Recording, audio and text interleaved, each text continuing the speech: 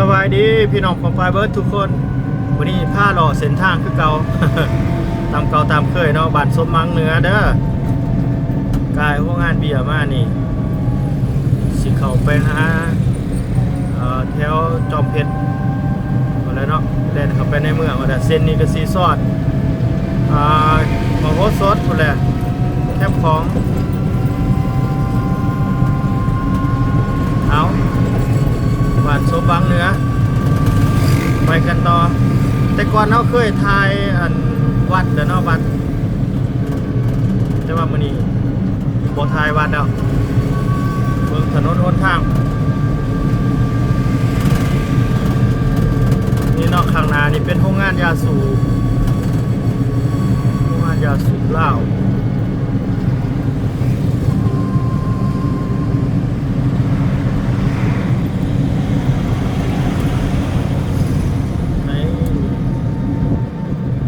ไปน้ำกาพี่น้องเอ้ย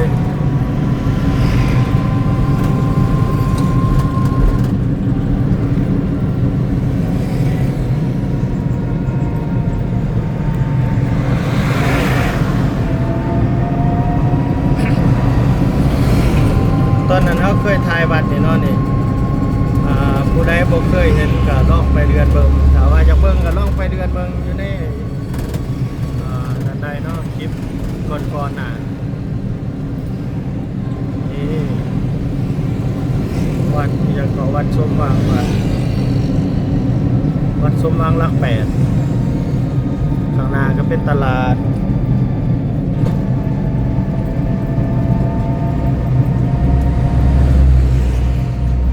นี่เนาะตลาด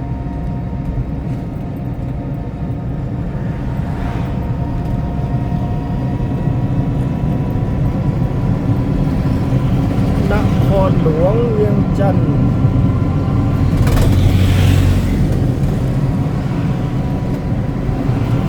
ก็คือกันกับบาทเท่าไหร่เนาะ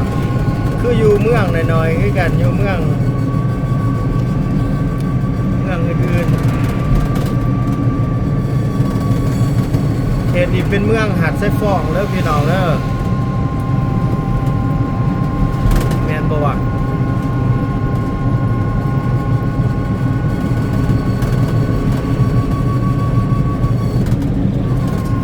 เขตนี้เป็นเมืองหาดไซฟองแล้ว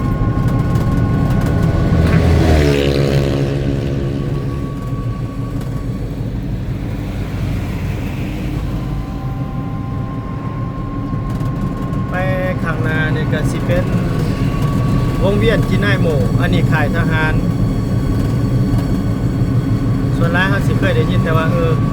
ยังก็ค่ายทหารจินายโมเลยเนาะบอดีแลเนาะใหญ่ได้เป็นไข่ใหญ่ได้นักเรียนทหารสีเฮียนไปนะครับขอไปรัสเซียมาเกียบอยู่นี่เลยก่อนเคยมาส่งเขาเจ้า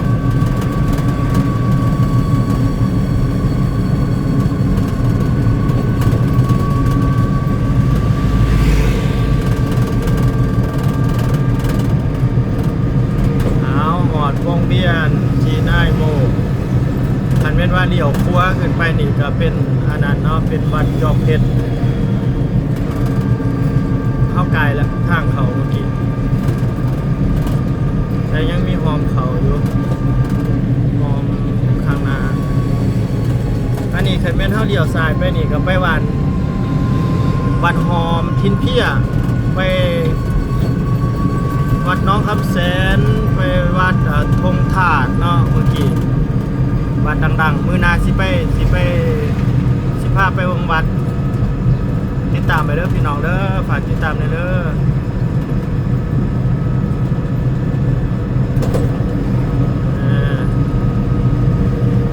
อันนี้ก็เก่าเขามาสู่เมืองศรีสัตนา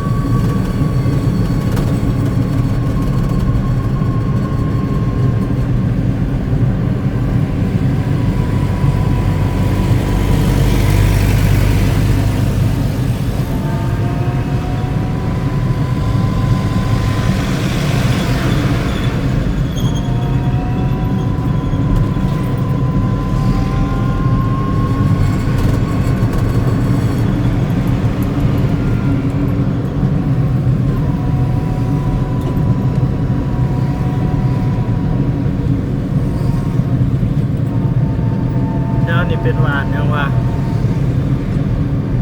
อ่า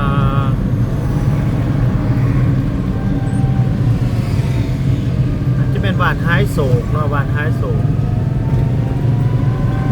แล้วก็จะเป็นหวานสวนม่อน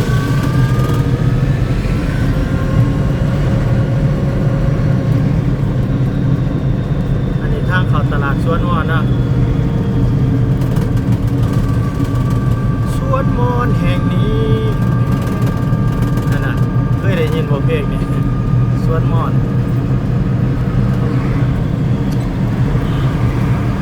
ไปข้างหน้าก็สิเป็นหวานพันมัน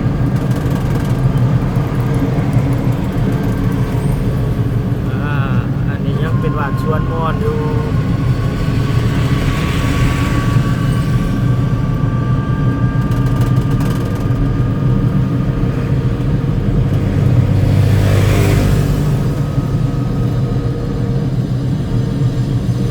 มื้อนี้เป็นวันจันทร์ที่25เด้อพี่น้อง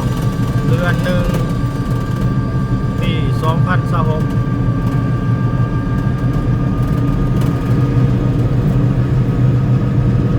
เอากะสิบ่เฮ็ดหลายดอกเนาะคลิปนี่มันสิยาวเกินแล้วสิขี้คร้านเบิ่งไปเท่าหน่อยก็สิจบคลิปไปเพียงซ้ำนี้เด้อพี่น้องเด้อขอบใจเด้อที่ติดตามกันที่เบิ่งแย่งกันฝากกดติดตามให้เด้อเนาะกดติดตามให้เด้อเป็นกำลังใจ